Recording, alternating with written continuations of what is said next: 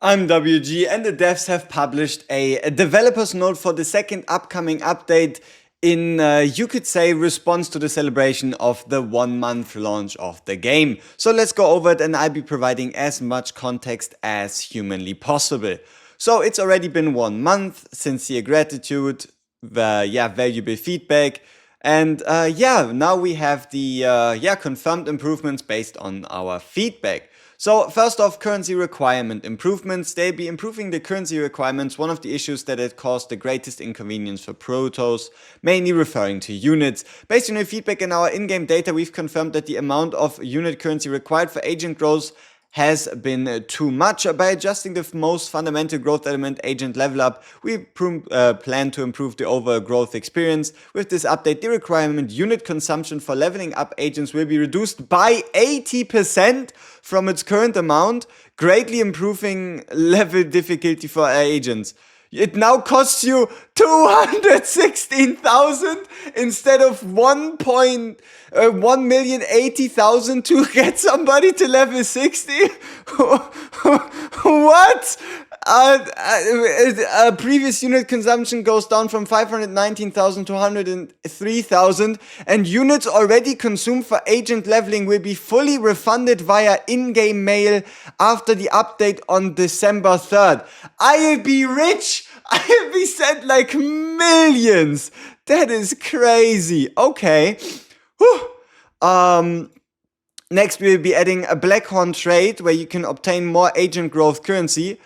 Protoss who wish to train more agents can now clear chaos to acquire crystals of discord, which can be exchanged at the blackhorn trade for additional growth currency.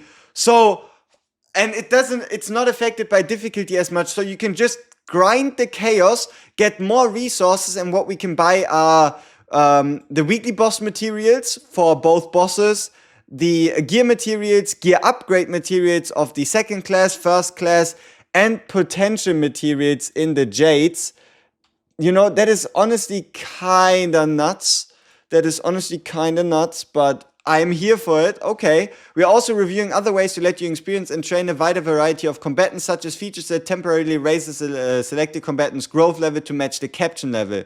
Okay. Chaos gameplay experience improvements. Improving the roguelike experience is an ongoing long-term task for the project. We're discussing a variety of potential enhancements, and our goal is to implement improvements as soon as they become feasible. Because of this, the update may feel gradual at times, however, we will continue applying necessary adjustments to quickly enhance the gameplay experience. First, to support smoother chaos plays, the Divine Delegate event will now guarantee at least one option with the Reaper feature, or better said, Reaper features added to existing options when a Divine Delegate event occurs. Reaper feature fixes monsters' HP at 1 for 3 normal battles. This will provide an option that allows you to skip the early stages more quickly, reducing the time spent on deck building gameplay. Honestly, I'm not even sure if I'm a fan of this. Like, usually whenever this pops up, I never pick it. And if it's now guaranteed, doesn't it make it less likely to get the proper options? I mean, alright. I have no idea. After we read the scoring rules for many changing various different deck builds, they had to calculate their manually or rely on external tools, which became inconvenient. To resolve this, the agent info screen will now display current save data as faint memory points in real time, allowing you to fully focus on the game without inconvenience. You have where you are, you have the cap. In addition, we would like to share details on another improvement currently in development: skill animation time. Although overall attack animations in chaoszeronightmare are fast, many players still have expressed that they are too long.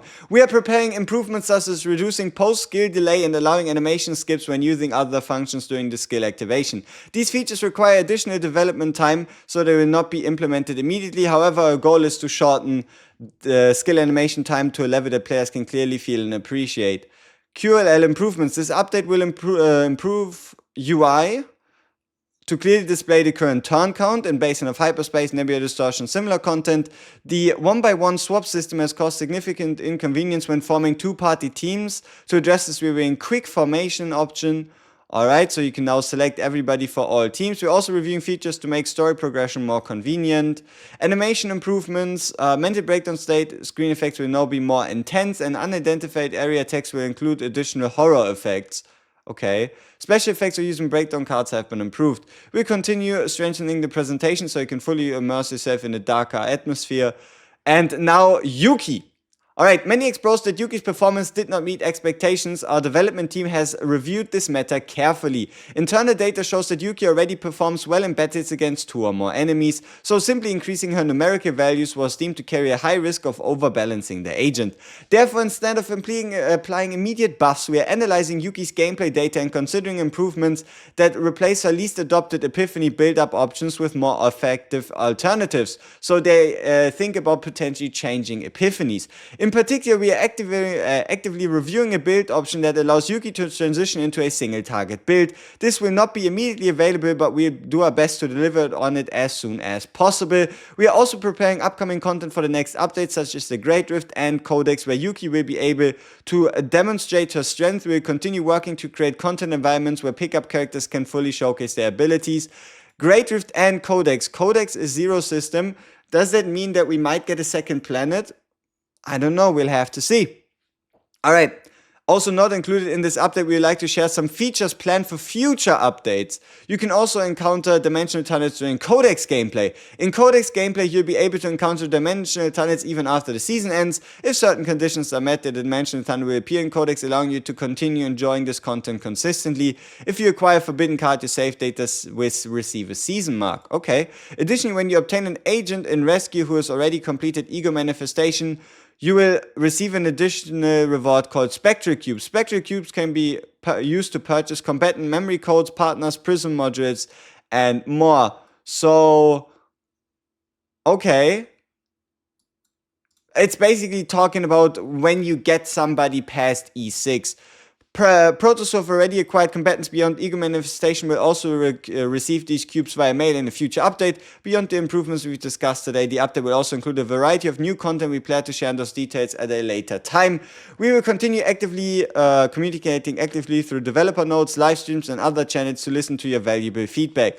Holy shit, I'm a big fan. I like what I'm seeing here. I hope you like it as well. And as always, there's no need to yap longer than necessary. Peace.